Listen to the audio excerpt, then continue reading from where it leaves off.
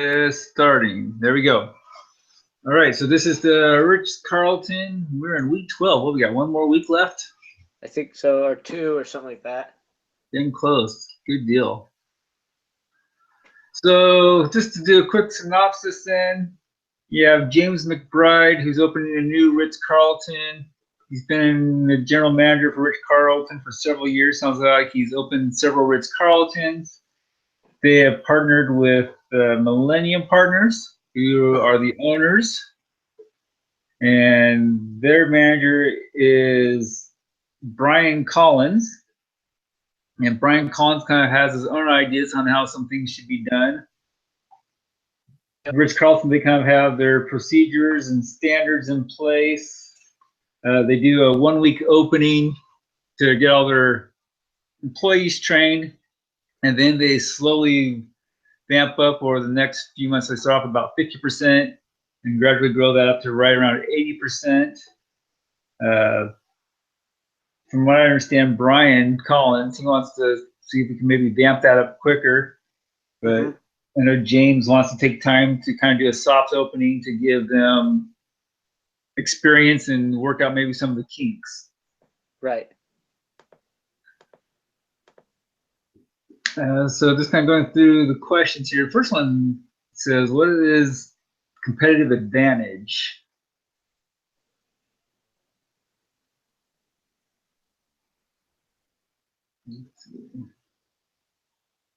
Am I the right one? Yeah. Yeah, that's the next one, yeah. I'm just opening up the case study again so I can review it a little bit. Yep. Yeah, I always print it out because I was like writing, highlighting. And I should do that. That's smart. I didn't even think about that. I print it out. I still, a lot of people got into tablets and computers. I still like hard paper copies. It definitely helps me to mark stuff up. Yep. You know, when I'm reading it through and I have questions or thoughts about it, I just kind of write it on there. So by competitive advantage, I'm assuming it's just kind of referring to like what kind of like the pros of whatever they're trying to invest in at this point. So like the pros of investing within the company, like of getting the Ritz Carlton under the Millennial Brothers name. Is that the competitive advantages? It's kind of hard to find, but it's really what that company's niche is. You know, so their competitive advantage, I would say, is high end, top of the line service. Basically, get whatever you want there. Just a high level of service that's unbeat anywhere, really. That's their competitive advantage. You know, another hotel's advantage might be it's a low price hotel. Yeah, it doesn't have all these thrills, but the price is better. That's their competitive advantage. So any company has to have some type of competitive advantage, or they'll lose out to a competitor. right? Well, so Ritz competitive advantages, they're just up here, and everybody else is trying to be down here. So they're just it's their level of service, really. That's you know, if you want something at 3 a.m., you can probably get it there. And if my haircut at 3 a.m., they're going to find a way to get you at 3 a.m. Right. I'm reading the paper through the case study. You know, they have on-site tech support. So if you're having problems with your computer, they have an IT guy that can help you with your laptop. I remember reading that. I was like, that is insane to me. Yeah. And so they kind of have that. That's kind of what they're known for. Ritz Carlton and the Four Seasons are kind of the two. I think that was one of their competitors, was the Four Seasons.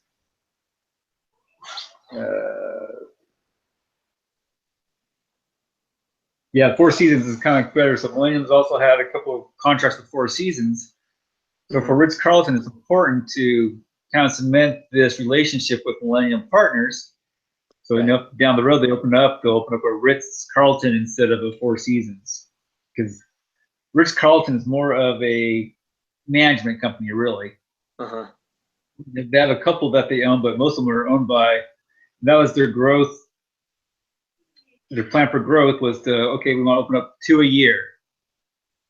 And by doing that, they find investment partners who are going to put the money to build the hotel or renovate or change the hotel. They come in management. They take like a 3% fee or something like that. Okay. So really, Ritz is selling a service level. Now you can get a hotel room anywhere if you're just looking for a place to sleep. For them, it's just a top place to serve. So that was an interesting one. Is question to have here: how does Ritz create a ladies and gentlemen in only 7 days? See, I didn't understand what that's meaning. I think it's to how they create that culture, because they say we're ladies and gentlemen serving ladies and gentlemen. Oh. So how do they teach their employees that culture, that level of service in just 7 days? Okay. You know, they teach them how to talk, how to respond to questions, how to ask questions. And I thought 7 days was really quick to teach that. And they said they spent the first 2 days just teaching the culture before they start teaching them the nuts and bolts and how to do things. You're just going over the culture of it. Right.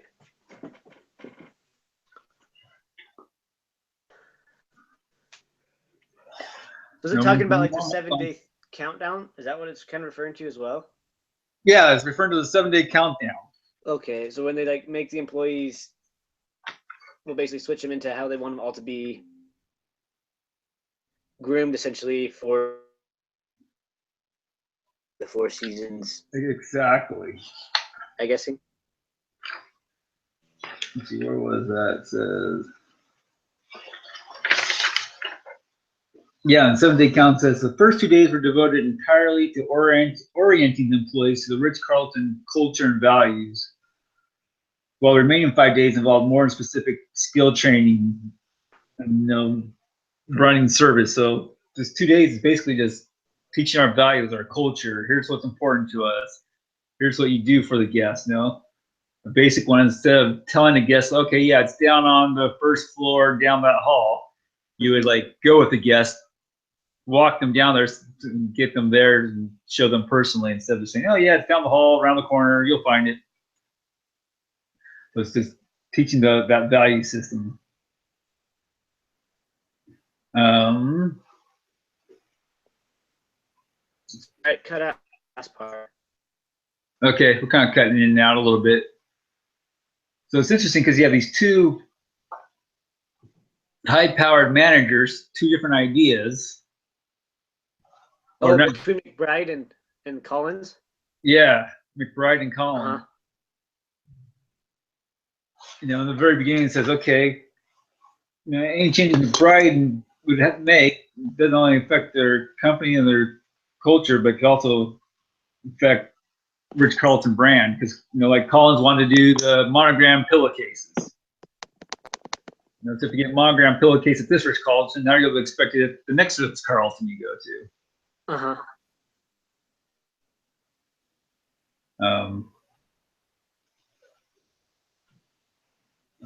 So you think McBride should lengthen the amount of time spent in training?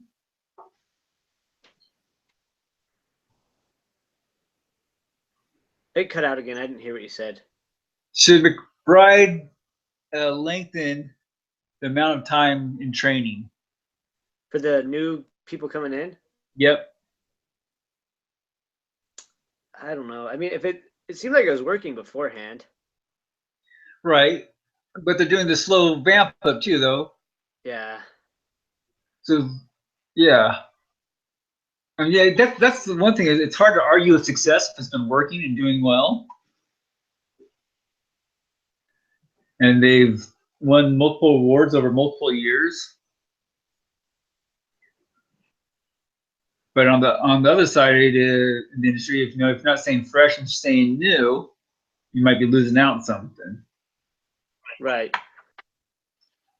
I thought, my personal thought, spend more time training so you can do a quicker open. Because if they're 50%, they have 300 rooms. That's 150 rooms that you could be potentially selling. If they're doing 150, let's even say half of those 150 rooms. Let's just call it 75 rooms. Grab a calculator here. Those 75 rooms times don't remember what their ADR was. Something. Yeah, let's say call it $200. No, that's 15,000. 202, yeah. No, that's $15,000 a night. Right. Even times a week, that's $105,000 a week.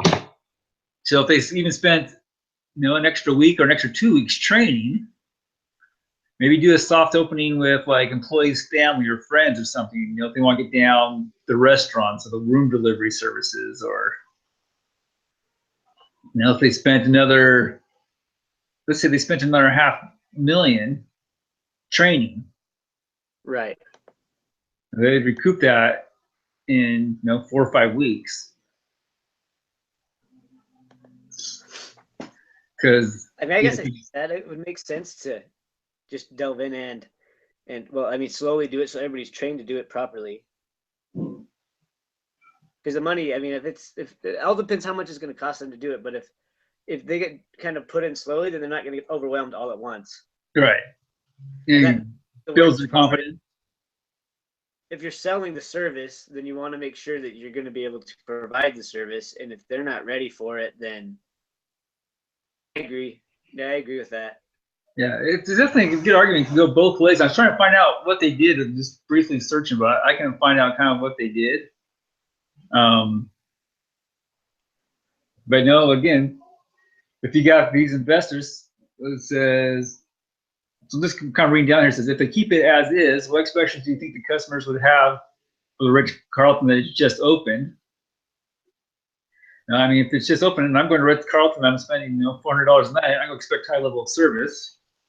Yeah, true that. Now, how much training should be on the job, versus pre-opening? Right. If I'm paying there again that much per night, I don't want that much on the job training for them. Do you really want to be learning at the expense of the customers? So that's the argument for the slow opening. You don't want it on the job. You want them to get the experience. You don't want to give, like you said, if you have 8%, they're overwhelmed and things are getting dropped. Right. That's a bad taste in the mouth. Then you get bad reviews, and then you're playing catch up the rest of the time after that. Yeah. You're super high class hotel. Yep. At the same time, you have Millennium Partners who has just spent $700 million to open this hotel, and they want to get as full as part quickly and start getting a return on their investment. Right. How long do you think it takes to train everybody typically? My housekeepers, they can easily take a week, and it takes longer than that for them to get up to speed. My front desk staff, depending on their level of experience, some front desks I can get done in 2 or 3 days, some 3-4 weeks. Right. And if it's the upper class level, then like top of the line service, because you're going to want everybody. It's gonna be more than just, your bellhop's gonna do more than just talking. They're gonna have to help the customer all day, 24 hours a day. Have the answers to all the questions, know where everything is. It'd take, I don't know. It would take a couple weeks, I think. That's what I was thinking. Instead of doing a 1 week countdown, do a 2 week countdown. Spend that time, because I can definitely see it from the investor side, wanting to get those rooms sold quicker.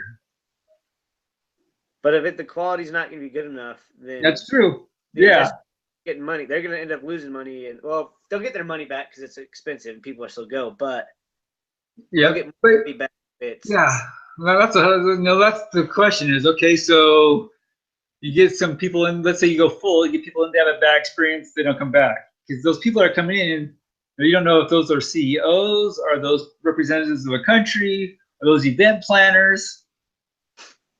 So if they have a bad experience, they might not come back. Or at the same time, if that week, they have some big conference, you can't turn around and sell that room later, because now they went to the hotel across the street and now they're friends with them, and year after year now they're going to the competitor. Right. So if you're going to open up, definitely want to make sure you're ready. If you're going to wait, so definitely I can see arguments both ways. Right. I agree. my reasoning usually just maybe so ingrained in me is occupancy. Is hey, vamp up quicker, spend some more time training them, do a 2-week training maybe, and fill up quicker. Overstaff if you have to. Right. Well, and that's the thing. Another possibility, is you could get like just hire your super important ones at the beginning, have them come in for that whatever week, or have them stay long, or do something that they'll be ready to help anybody else that needs to get trained. But at least you have your top people already trained. Maybe you could cut it down. Because I think ideally to get everything running smoothly, it's going to take a month probably. Yeah. To have everything exactly how you want it, at least a month. But if you get your top people in there, and have them trained up, and then they're ready to help teach other people they have to do, it might be a little bit not only refreshing for them, but at the same time. Yeah, that's a good idea. So get your leaders in early, get them top trained so they can kind of oversee those departments. Because it's a huge hotel from what I understand too, so it's not going to be. I think it was 300 rooms, which isn't. Oh, so that's too bad. Yeah, that's not. It's not like those Vegas hotels with thousands of rooms, but you still have a lot of moving components with the restaurants and the banquets and just that level of service. There's a lot of cross coordination. But yeah, 300 rooms isn't awful. I had 163 rooms. So I had 2 hotels. So combined, I had 300 rooms easily, with 2 hotels, but 163 rooms. But it's that level of service, making sure everything runs smooth, which is a challenge. Well, you're going to be messing with wealthy people, so they're going to expect to be. Oh yeah. Kind. Yeah, that'd be interesting. Number of employees per guest would be an interesting ratio to see.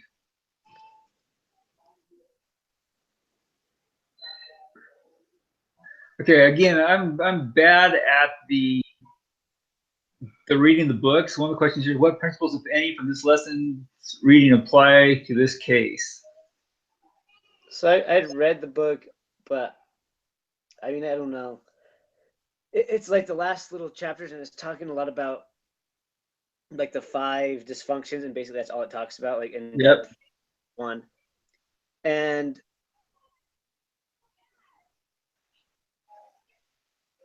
I think like the biggest one is going to be like fear of conflict. They're going to have conflict at this one, and they're going to have conflict. It's a good thing, but they need to go about it in a good way, because there's going to be $700 million is not a low amount. That's a ton of money, and if it's in there and you want it to start turning over right now, then you're going to have a dang good reason for not turning it over right now.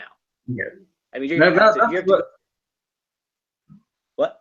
Yeah, I was gonna say I agree. That's why I wrote in my papers was the conflict part. Basically, I said, Collins and McBride, they need to have conflict, discuss it out. Say, okay, here's why I'm doing this, which way, and they need to come to an agreement together which way they're going to approach it. Yep. And then they can't back down. They have to, once they get that solution, they have to stick with it, because if one of them undercuts the other one, then you're gonna have such a mess. Oh, that was a nightmare. So I managed a hotel like that where the owners, myself, and they had like a third guy. I really never quite figured him out who he was and why he was there. And so I was working with my staff, and I'd say one thing, then the owners would come in and say another thing, this other guy would say another thing. So the staff would get in 3 different directions. So they didn't know what to do. Do I listen to the manager? Do I listen to the owner? Or do I listen to this third guy? So I kind of went in there one day and said, hey, we need to sit down. Who's in charge? You hired me to do a job. I'm happy to do it. But if you don't want me to, if he's going to be doing it, great, let him. I'm out there, no problem. Like, no, you make decisions. You decide. I'm like, all right, then I need you guys to back off, stay out. If you have any questions, come talk to me. Don't come talk to the staff. Come talk to me. So that way the staff is only getting one direction. But right. Yeah, it was a mess, because everyone's saying, have their own ideas how things are supposed to be done. Staff didn't know who to listen to, and it was just a mess. I didn't stick there very long. Right. That's exactly what the problems could end up being if they don't, a united decision. There's other stuff the book talks about, but I really think that's going to be the big point, is they can't be scared of the conflict. There's going to be, oh golly, I got to remember what I wrote about it. Yeah. The conflict is else, but it's kind of the same thing they wrote in the other books. Basically, that hey, conflict is good if you sit there, if you're able to discuss it and reason. Okay, what's the best idea? Let's put all the ideas on the table and come to a best solution. so what I remember what it was. Another one was the trust thing, which is basically the conflict thing. Is once they do that decision, they need to trust it, and then the investors need to trust. Well, Millennial will have to trust them that because I mean, you made an investment in them for a reason, right? So you have to at least let them do something. I mean, if they want a little bit more time, it's not like they're paying you back technically. I mean, you put the money in there hoping you would make money. You wouldn't have done it. Yeah, you hire them to do a job, let them do that job, and then let them be accountable for it. Yes. Which, I mean, like I said, once you're with that kind of money, I don't know what the because that's so much money, but you gotta know it's gonna take time to make the money back too. I mean, you're not charging them $5,000 a room. Well, yeah, and it's interesting because I kind of went through the same thing with the hotels. So the company I worked for, they sold the hotel chain for $8 billion. Within a year, they were in trouble. There's enough money for operations, but there wasn't enough money to pay the mortgage, essentially. So within like 3 years, the company that sold them bought them back for just under $4 billion, like half the price. They sold it. I was like, there's no way they're going to make their money off of that price. So important part. What's that? Who do you work for? Extended Stay America. Extended Stay. Okay. And they're owned by Blackstone. Blackstone's okay. a big investment company. So they bought it back for half. That's crazy. Yeah. They sold it for $8 billion, and in like 2007, by 2009 they're in bankruptcy, and they ended up purchasing it back for $3.9 billion in 2010. They made a ton off of it. Well, they had turned around, I think, bought Hilton. They lost some there, but yeah. Well, the problem is there's so many different levels. But yeah, they made a lot of money off that sale for sure. They turned around, sold it, and bought it back. But that's just one of their playing cards. You know, they have other investments and other properties and easy. Right. Let's see. Conclusion here. I think we kind of went through the summary. Yeah, we did. Oops, my computer blacked out here. We're good. Any other final thoughts or comments? I'm good. I don't really have any. Cool. Yeah, it was a fun read for me just with the hotels to talk about ADR and occupancy and totally understand how trying to maintain that level. It's hard to keep that excitement up. Right. But all right. Well, we'll talk with you next week. I think we only got one or two more weeks left? Yeah. I think we just got 1 week, and I'll plan on trying to do it unless if she wants to do it. I don't have a problem. My problem is I can't record, so if I can't record, I'll just send an email out and we'll have I don't mind recording or sending it out. If you want to lead it or something, I can hit record. That's easy. Okay. I'll let you know because I don't know what's been going on. I tried to get in today to set one up because I didn't know you were going to, and it wouldn't let me again. All right. Well, no problem. Okay. All right. Thanks. Yep. Bye. See you, David.